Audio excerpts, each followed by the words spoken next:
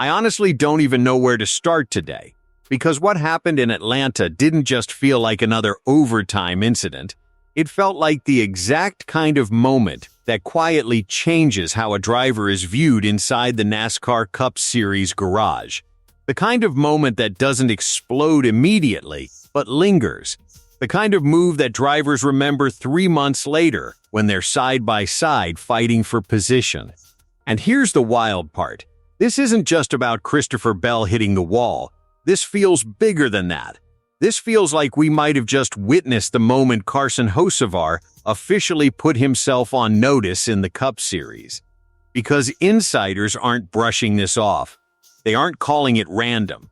They're asking something that rarely gets said publicly. Is retribution coming? Before we go any further, do me a quick favor. Hit that like button and subscribe to NASCAR Nation News. If you're the type of fan who understands that one restart can shift an entire season's energy, this channel is for you. We break it down deeper than just headlines. And trust me, this story is far from over. Now let's rewind Atlanta. Overtime. Tension already sky high. The field packed tight because Atlanta's reconfiguration turned it into a drafting war zone. Cars stacked 2, sometimes 3 wide, inches apart, moving at nearly 190 miles per hour. There is no breathing room in that situation. You hesitate for half a second, you lose 3 spots. You lift, you're swallowed. Carson Hocevar lines up near the front. He's hungry. He's aggressive. He's built his reputation on taking chances others won't. The green flag drops. The pack surges. And then it happens. He sees a gap between Christopher Bell and the outside wall. It's not comfortable. It's not guaranteed. It's shrinking by the second. But in Hocevar's mind, it's there. He sends it. Bell holds his line. The air compresses. The outside wall looms closer. The space evaporates. And in a split second that probably felt slower inside the cockpit than it did on TV, Bell is slammed into the wall. His race ends instantly. Hocevar drives on. And just like that, the debate begins. Was that hard racing, or was that crossing a line? From a fan perspective, it's divided. Some say that's overtime racing. You don't lift, you don't hesitate, especially when a win is within reach. Others argue that the closing rate was obvious, that the move forced a situation that didn't need to happen. But what truly matters isn't fan opinion. It's the garage. NASCAR insiders like Jeff Gluck and Jordan Bianchi analyzed the move carefully.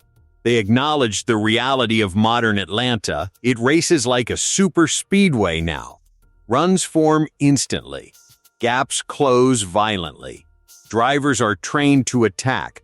But even within that context, the conversation didn't end with racing deal. It turned into something else. When Bianchi was asked directly whether retribution could be coming for Hocevar, he didn't dismiss it. He didn't laugh it off. He essentially said it's possible. And in NASCAR language, that speaks volumes. Because retaliation in this sport rarely comes immediately. It builds. Drivers store those moments away, especially when it involves someone like Christopher Bell, a legitimate championship contender. You don't forget who ended your shot at a win. And here's where it gets even more layered. Hocevar isn't new to aggressive headlines. The nickname Hurricane didn't appear by accident. He drives with intensity. He forces openings. He thrives in chaos. That style creates excitement. It builds a fan base. It produces highlight reels. But inside the garage, it can create caution. Dale Earnhardt Jr. even suggested that when you continue pushing the limit like that, eventually someone responds.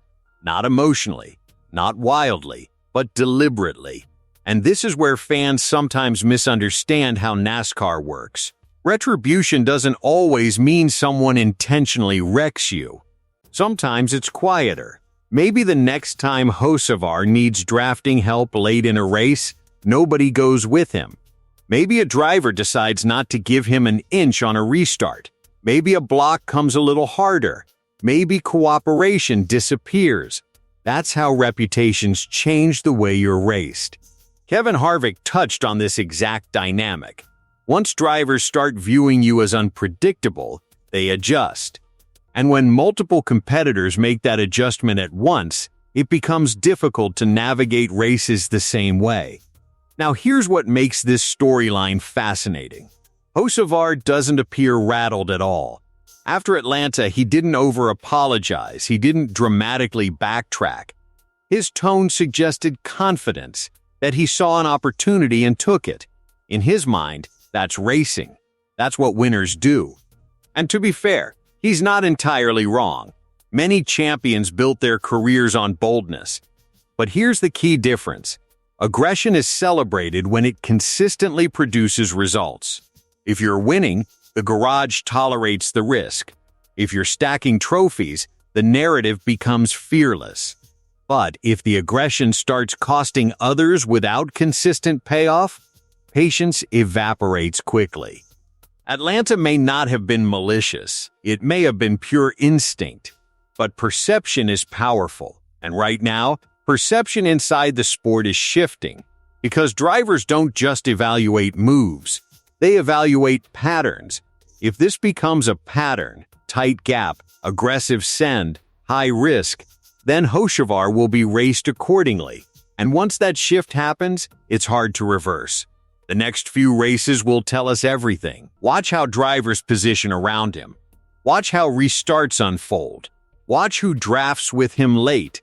That's where the real response will appear, not in interviews, not in quotes, but in inches at 190 miles per hour.